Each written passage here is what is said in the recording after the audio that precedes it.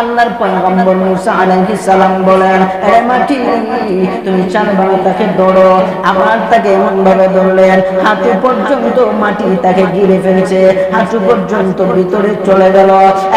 মুসা আমায় তুমি বাঁচাও, নয়তো আমি বাঁচতে পারবো না। আল্লাহর পয়গম্বর বলেন, এই মাটি তুমি তারে ধরো। এমন ভাবে ধরলো কোমর পর্যন্ত মাটি গ্রাস করে ফেললো। এবার মুসা পয়গম্বরকে কাঁধে নিত করে আল্লাহর পয়গম্বর মুসা বলেন, না আর কোনো কাজ হবে না। আরে মাটি তুমি তাকে ধরো।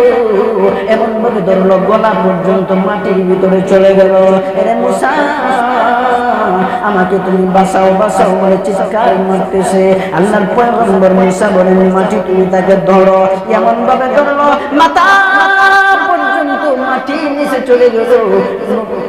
কোন বর্ণনায় আসছে আল্লাহর পয়গম্বর মুসা আলাইহিস সালাম যে বললেন, মাটি তুমি তাকে ধরো। শেষবারের মতো যেমনি ভাবে যাইতে আছে কিয়ামত পর্যন্ত এমনি ভাবে মাটির ভিতরে যাইতেই থাকবে। এমন ভাবে আল্লাহ ধ্বংস করছেন। আল্লাহ বলেন কারণের শুধুমাত্র কারণকে ধ্বংস করি তা নয়, কারণের সমস্ত সম্পদ আমি আল্লাহ এমন ভাবে মাটির নিচে দাবিয়ে দিয়েছি। তাহলে আল্লাহ তাআলা পারেন কি পারেন?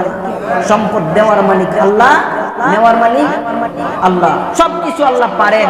এই কারণে সম্পদ যা কিছু আল্লাহ দিয়েছেন আল্লাহ তাআলার রাস্তায় দান করার দরকার আছে না নাই?